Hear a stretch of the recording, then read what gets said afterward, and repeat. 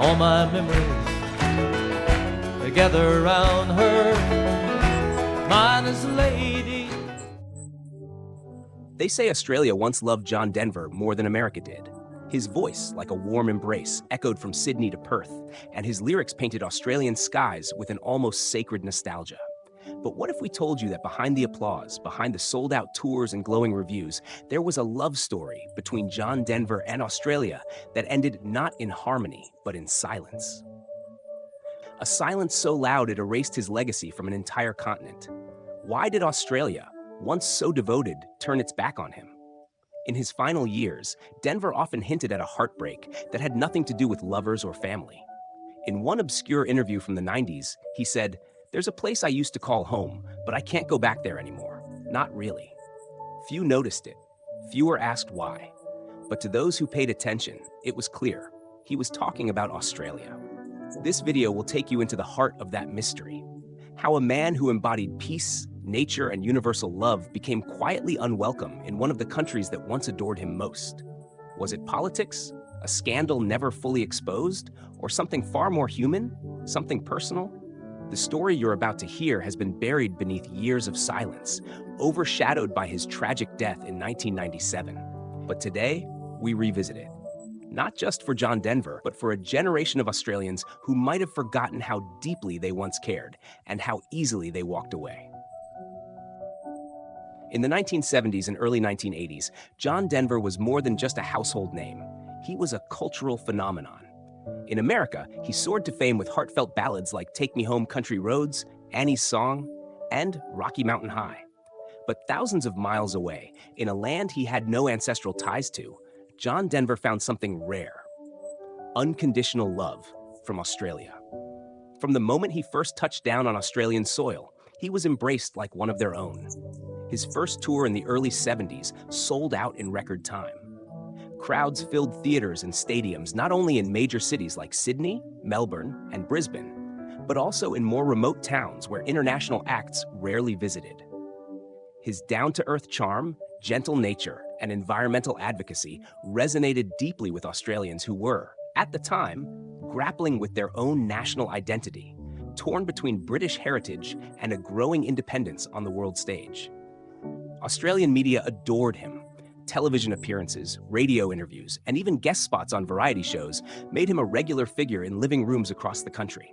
The way he spoke, softly but sincerely, stood in stark contrast to the loud, brash personalities that often dominated the entertainment industry. For many Australians, Denver represented a calmer, more hopeful world. But as the 1980s unfolded, subtle cracks began to appear in the love affair. Whispers of tension emerged behind the scenes. At first, they were brushed off: missed bookings, delayed appearances, a canceled tour blamed on logistics. But insiders would later suggest that something deeper had shifted. According to multiple tour staffers, there was a noticeable change in how promoters and broadcasters treated Denver. Invitations that once came freely were now delayed or never arrived. Some claimed there were quiet blacklists. Others believed he had simply fallen out of fashion. Yet, it wasn't about fading stardom. John Denver's popularity remained steady in the United States and other parts of the world. He continued to release albums, win awards, and perform to adoring crowds. So why did Australia, the place he once called his spiritual second home, turn away? There are theories. One centers around his vocal criticism of deforestation and environmental policies, which clashed with the interests of powerful industries in Australia at the time. Another involves a rumored confrontation with a government official during a charity event in Canberra, an exchange never officially documented, but whispered about among those who were present. A third, more personal angle speaks of a romantic entanglement with a prominent Australian figure that ended bitterly, souring his public image in ways the press only hinted at. Whatever the truth, one thing became clear: Australia and John Denver were no longer in harmony. The man whose voice once brought an entire nation to tears found himself quietly erased from its cultural memory. By the time he tragically died in a plane crash in 1997, most Australian media outlets gave only brief coverage, far from the eulogies one might expect for a former national darling. But for those who remember, And for those willing to look deeper, the story is still there, buried under decades of polite silence. A story not just about fame and fallout, but about a country's shifting identity and a man who perhaps loved it more than it could return.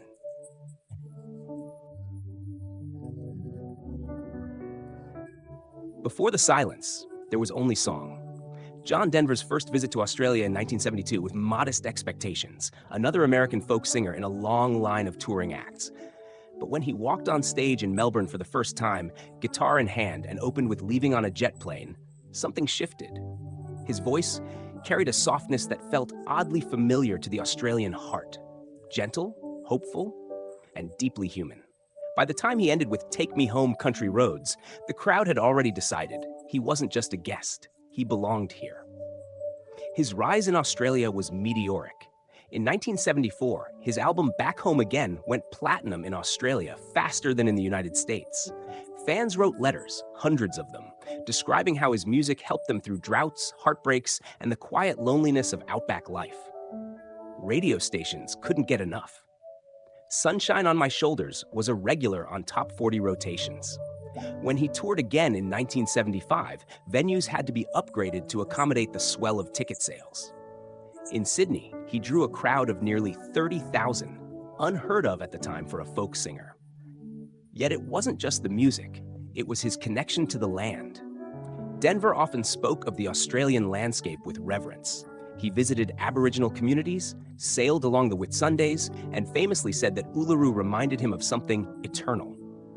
In interviews, he called Australia his soul's twin and expressed dreams of one day owning a home there. It wasn't PR fluff, it was a love affair. By 1977, he had become more than a performer. He was a symbol. He appeared on national charity telethons, environmental panels, even participated in local conservation campaigns. There was even talk at one point of him headlining a government-sponsored tour to promote awareness of wildlife preservation across regional Australia. Then came the shift. In 1980, after a particularly passionate speech during a concert in Perth, where Denver criticized government indifference toward deforestation in Tasmania, things began to change. The media, once glowing, became tentative. Headlines became clipped. A popular columnist referred to him as an outsider lecturing us on our own land. Soon after, a planned television special was abruptly canceled. No reason was given. Tour promoters who once clamored to book him began citing budget issues and logistical conflicts. In reality, as one former promoter later confessed anonymously, there was pressure to keep things simple, which really meant avoiding controversy. He wasn't banned, the promoter said, but we were told not to make him a headline act anymore. Despite the growing cold shoulder, Denver returned in 1983 for what would become his final large-scale Australian tour. It was supposed to be a triumphant return, but attendance was scattered. In Brisbane, less than half the arena filled. He still gave his all, smiling, playing, thanking the audience with that signature humility. But there was a visible sadness in his eyes. During an off-the-cuff moment in Adelaide, he looked at the audience and said, "It feels different this time." After the tour, he would never perform in Australia again. The official story was simple: scheduling conflicts, new projects, the usual. But within the inner circle, rumors swirled. Some said he had been deeply hurt by the reception and vowed never to return. Others claimed it wasn't his choice, that calls to networks and promoters went unanswered. Whatever the cause, the love had faded. And for a man whose soul had found a second home under Australian skies, that silence cut deeper than any review. His music, once a staple of Australian airwaves, slowly disappeared. By the early 90s, a new generation of listeners barely recognized his name. He became a ghost, an echo from a softer time, remembered only by those who had once sung along, tears in their eyes under the wide-open southern sky.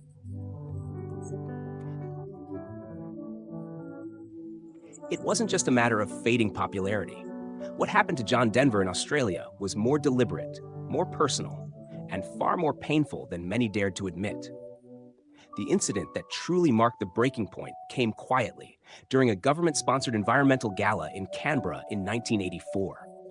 Denver had been invited as a special guest, expected to perform a few songs and share generic sentiments about nature.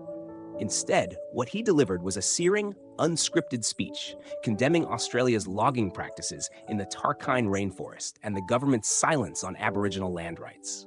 It was passionate, it was confrontational, and it was not what the officials expected. Those in attendance described a palpable tension in the room. A senior minister reportedly left before Denver finished his set. The press the next morning ran headlines like "Denver's lecture falls flat" and "Singer oversteps the line." But behind closed doors, something else was happening. Doors were being quietly closed. Bookings dried up. A joint project with ABC Television exploring Australia's natural wonders was quietly shelved. A planned documentary tour with the CSIRO was indefinitely postponed. His name began disappearing from invitation lists, and phone calls to networks were met with, "We'll get back to you." They never did. But perhaps the deepest blow came from within the industry he once trusted. According to a leaked memo from a Sydney-based booking agency circulated privately in late 1985, John Denver was labeled as not compatible with current public sentiment. One former employee, who spoke years later, revealed that networks and promoters feared backlash from sponsors if Denver appeared on their platforms.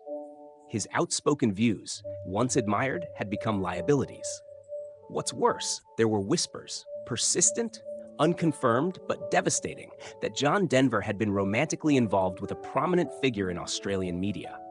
Some claimed it was a respected television journalist. Others said it was a married socialite with connections in politics. Whatever the truth, the breakup was rumored to be ugly. According to one tour assistant, Denver received a chilling phone call in his Sydney hotel in 1986, warning him to stay away or things will get difficult. He left the country the next day. In later interviews, he would never speak directly about Australia, but his eyes would soften when it came up. In 1991, during a US radio interview, he was asked, "What's one place you wish you could return to but can't?" Denver paused for a long moment before answering, "A land that once loved me, but some love doesn't survive the truth." Behind the curtain of fame and applause was a man quietly mourning the loss of a country he had given his heart to. While the public moved on, John carried the wound in silence. His final albums, Different Directions and All Aboard, include several tracks that fans now believe were coded tributes to his time in Australia. Songs like Far Side of the World and Eclipse that speak of exile, longing, and betrayal. The media never revisited the break. Obituaries following his tragic plane crash in 1997 mentioned his hits, his humanitarian work, his legacy. But Australia's part in his story was reduced to a footnote, if mentioned at all. And yet, there are those who remember. Fans who kept his vinyl records, who still hum Annie's song on long road trips through the outback. People who were there when his voice filled the opera house, when his songs played on every radio from Hobart to Darwin. For them, the silence speaks louder than words. What happened to John Denver in Australia was not a scandal in the tabloid sense. It was a quieter exile, a cultural erasure disguised as fading fame. But to Denver, it was heartbreak. A love story that ended not with a bang, but with a whisper no one dared answer. At Aussie Uncovered, we believe the story of John Denver in Australia is not just a forgotten footnote in musical history. It is a reflection of how a nation can embrace and then reject an artist not for a crime, not for failure, but for simply being too sincere in a moment when silence was expected. John Denver wasn't just another American artist touring down under. He was, for a time, a mirror of Australia's softer soul, of the land-loving, nature-protecting, quietly emotional side that resonated with people across backgrounds and regions. His music spoke to those driving through the bush at dusk, to the farmers watching the rain clouds pass, and to the young lovers finding their first dances in the arms of his melodies. But sincerity can be dangerous, especially when it challenges comfort, power, and national pride. Denver didn't know how to perform diplomacy with a wink and a smile. He told the truth as he saw it, about trees being cut down, about native lands ignored, about a country he loved but felt was forgetting itself. And for that, he paid the price. What makes this story even more haunting is how thoroughly it was buried. There was no tabloid scandal, no public canceling, no dramatic fall from grace. Just a quiet withdrawal, an artist slowly written out of a love story that once felt unbreakable. And perhaps that hurts more. Because the betrayal didn't come with noise. It came with silence. We are not here to romanticize John Denver as a saint. He had his flaws, his battles with addiction, his complicated relationships. But in Australia, he showed something pure. He showed vulnerability. He gave voice to the land and the people. And when he raised questions, they were never cruel. They were the questions of someone who cared too much.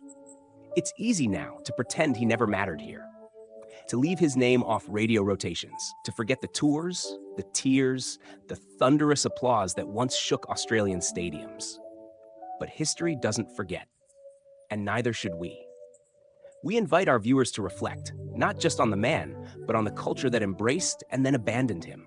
Was it fear? Was it pride? Was it simply the tide of public opinion turning too quickly? Or was it something deeper, something uncomfortable that still lingers in the national conscience? We want to hear from you. Were you there at one of his concerts? Did his music shape a moment in your life? Did you notice when he disappeared? Or had you already stopped listening? Sometimes the most painful goodbyes are the ones we don't realize we said.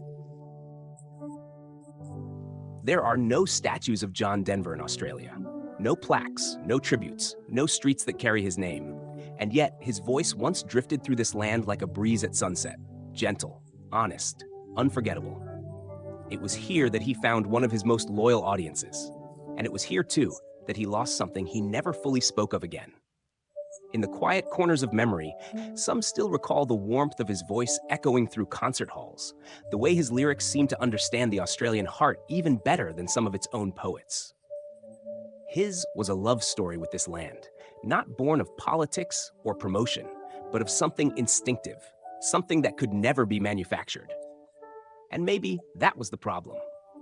In a world that demands careful lines and polite performances, John Denver stood out, not because he was bold, but because he was honest. Too honest. When he sang about rivers, he meant the ones drying up. When he spoke of belonging, he meant a spiritual connection that went beyond borders and passports.